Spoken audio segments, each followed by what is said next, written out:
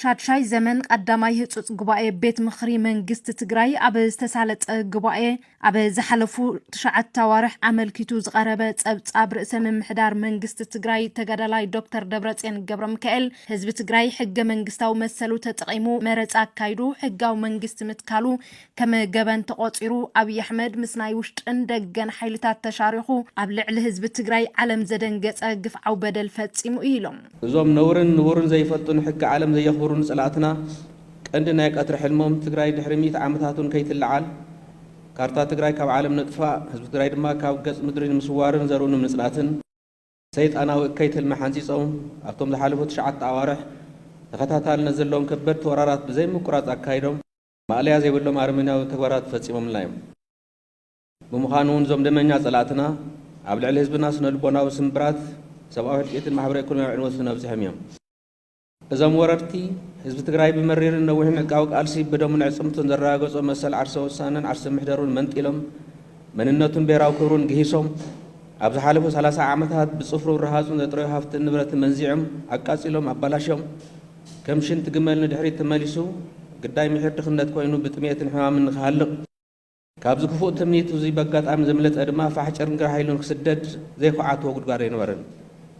بدمر زم ورد حيلتات حزب تግራይ بጥይት بጥሜት بጾታዊ ዓመጽን ጥቃዓትን በሃብት ምዝማትን ምዕናውን እከይ ናይ ጥፋት ፓኬጅ ሓንጺጾም ተግባራዊ ገይሮም እዮም ነዚ ኣብ ልዕሊ ህዝቢ ትግራይ ዘንጸላልዎ ናይ ህልውና ሓደጋ ንምምካት ድማ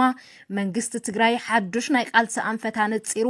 ብገፍዐኛታት ዘይተሰኮነ ኣብ ውሽጥ እንደገን ዘሎ ህዝቢ ኣብ ሓደ ሰሚሩ ክቃለስ ብምግባር ዛጊድ ዝነኣድ ለውጢ ተመዝጊቡ እዩ እውን ኢሎም ብዓይነቱ ዝተፈለየ ቃልሲ ክካየድ መንግስት ትግራይ ድሕሪ ምውሳን ኣብ ልዕሊ ድሕነትናን ህልውናን ህዝቢ ትግራይ ዘጋጥመ ጭቡጥ ሓደጋ ንምምካት ንህዝቡ ጻውዒት ብምቕራብ ናብ ሙሉእ መኸታእቲ እዩ ነዚ እውን ህዝብና ብክብዕታት ጸላእትና ዝበለጸ ሓሪኑ ናብ ቃል ሰኣትዩ ህዝብና ምንጭ ሓይሊ ሰብ ዕጥቅን ስንቅን ብምዃን ሰራዊትና ብኩሉ ሙሉእ ክሕይልን ምስ ህዝብና ተዋሪዱ ንጸላእትና ክምክት ክኢሉ እዩ ብሓይልታት ወረርቲ ዘይእመን ዘይናይ ሰብ ኣርመንያውን ባርባራዊ ግፍዕታትን በጽሒዎ ድንብርዝ እንተይበለ ኣብ ውሽጥን ወፃእን ዘሎ ኩሉ ወዲ ትግራይ ሓድነቱ ከም ዓራስ ጢሙን ከም ኣርቃሂሮውን ደማ ደጓል ትግራይ ፈሲሱ ብኸንቶ ይተርፍን ንብዓት ኣዴታት ኣሓትናን ኣሕዋትናን ብደምናን ዕጽምትናንስ ይድበስ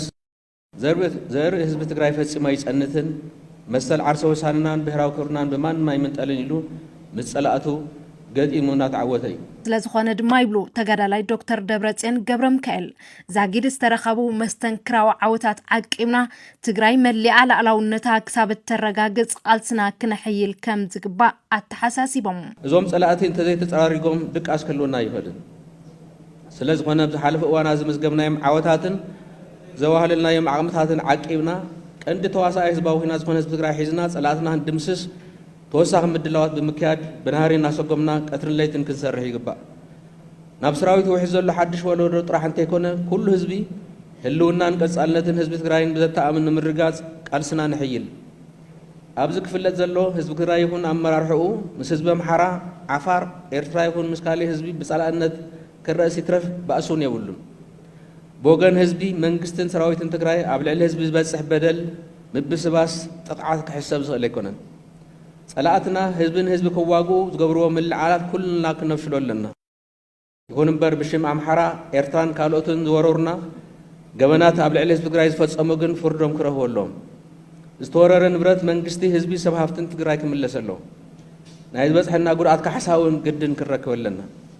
ስለዝኾነ እውን ህልውና ድሕነትን ሰላሙን ህዝቢ ትግራይ ውሑስ ክሳብ ዝኸውን ብሓደ ገጽ ዓወታትና ንምስፋሕ ንምዕቋን ንምድልዳልን ብኻሊእ ገጽ ድማ ደመንጃታትና መሊእና ንምቕባር ብጽንዓት ክንጋደል ኣለና ሓጺር ጉዳይ ትግራይን ህዝቢ ትግራይን ፖለቲካዊ ሕጋውን ዓለም ለኻውን መዕለቢ ክሳብ ዘይረኸበ ኩልና ድቃስ ክህልወና ይኽእልን እቲ ብመንግስቲ ትግራይ ዶክተር ደብረጽዮን ገብረሚካኤል ዝቐረበ ጸብጻብ ወፍሪ መኸተ ዝሓለፉ 9 ኣዋርሕ ኣባላት እቲ ቤት ምኽሪ ብዕምቆት ድሕሪ ምዝታይ ኣጽዲቖሞ